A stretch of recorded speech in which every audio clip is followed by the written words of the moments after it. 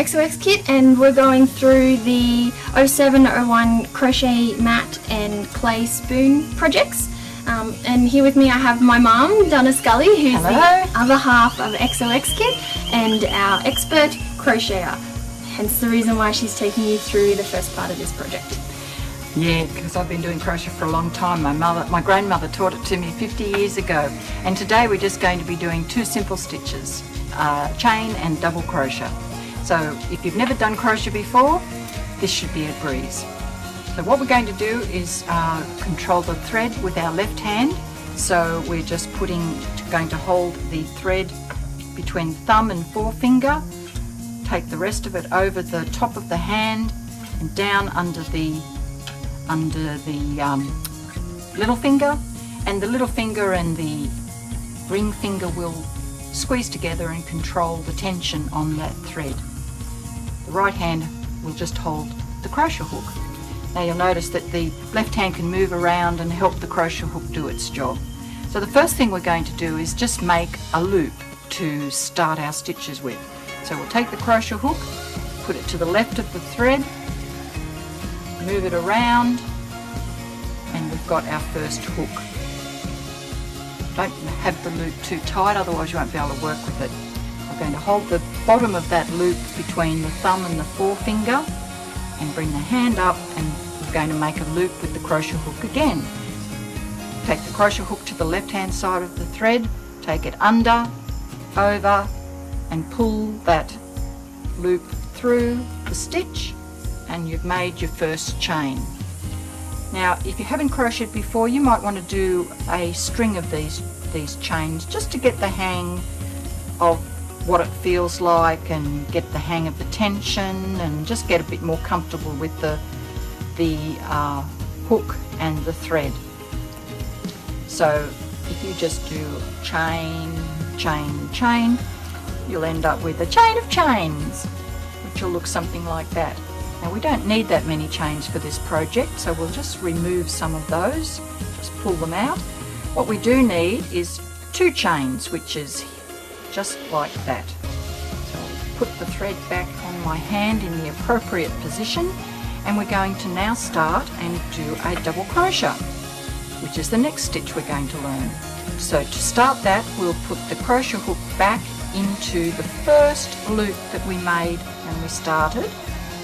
Push it in to make the loop a bit bigger, so you end up with 2 stitches on your hook. We're going to make a loop with the hook and pull it through the first stitch on the hook. We'll make another loop with the hook and pull it through both of those stitches, and we end up with 1 stitch on our hook, on our crochet hook, and we've completed our first double crochet. So we go and do another double crochet into that same hole, first loop, pull it through once, pull it through twice, and now you've done 2 double crochets. So what you do now is 7 double crochets around in a circle until you get back to the start.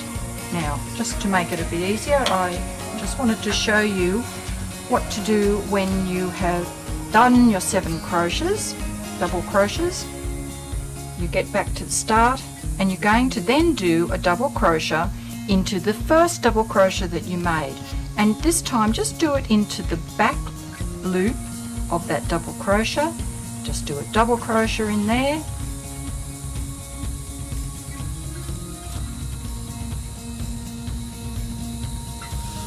right, now do another double crochet in there.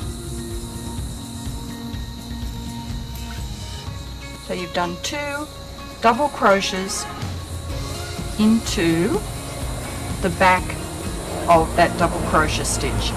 Now you'll notice that as I was doing that, I was moving around a fair bit because I was actually showing the thread who's the boss and trying to maneuver it through. So if it doesn't slide through smoothly, just wiggle around a little bit and make sure your tension's not too tight. So now we're going to continue to do double crochets around and around and around in a circle. Now the number of double crochets you do into each stitch will determine how flat your mat lies. So the instructions will tell you how many to do into each stitch. So if you just follow your instructions, you should be fine. The instructions will also tell you that when you get to a certain diameter, you'll switch to your black thread. When you switch to your black thread, you'll find that you'll have a loose end of a jute thread and a loose end of a black thread. As you're crocheting around, just try to bury those loose threads into the stitches as you do them. And good luck! Nice. If you found that project quite enjoyable and quite easy, we've loaded some links to other more complicated crochet projects up onto our website. So if you want more of a challenge, jump on there.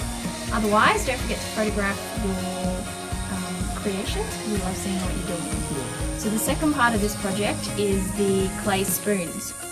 So we've provided you with 100 grams of clay. 25 grams will make a reasonably sized spoon. So you can make probably about 4 spoons, 5 if you're lucky, out of that lump of clay. So what you want to do, you probably noticed me working this clay in the background while Mum was going through the crochet project. You want to take a quarter of that clump of clay and just knead it as much as you can. I don't suggest adding water to it. If it is a little bit dry, you can probably add a drop. If you add anything more, it's going to be too hard to work with. So you want to work it into a log, however long you want your spoon to be. I'm going to do a short stumpy one.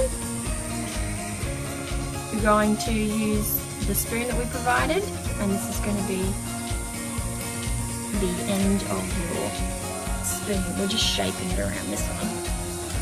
Yeah. Really push hard. There we go. You might need to do a little bit of, I'm getting jute all in it. There we go. Shape it a little bit yourself into your spoon shape. I need a little bit more muscle, don't I? Nice. Okay. And you might need to work it a little bit more with your hands. We've given you some tools to use as well if you want to add some patterns in there.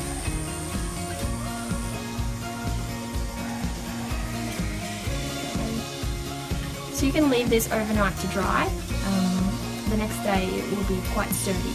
So you can use your sandpaper to sand back any blemishes that you're not happy with. If you come back after an hour or two, the good thing about this clay is it doesn't dry really quickly, so you can still keep working it and working it and working it. Once it is dry, we've provided some porcelain paint and a brush for you to brush it. This is one that we haven't put paint on yet, but you can see that it's quite sturdy, so it's dried overnight. You can then paint it with your porcelain paint. The best way to do that is to paint one side first, let it dry for a couple of hours, flip it over and paint the other side. Give it 24 hours to dry, and then you can pop it into your oven at 150 degrees for 35 minutes, and once that's done, it's going to set the clay and protect it so that you can pop it into the dishwasher if you want to, and it won't disintegrate. As you can see, this one here's been painted, it's a little bit glossier. The other side hasn't been painted yet. So that's it for that project. Again, don't forget to take photos of what you've done and tag XOXkit in them. And until next month, happy creating. Yep. Bye. Bye.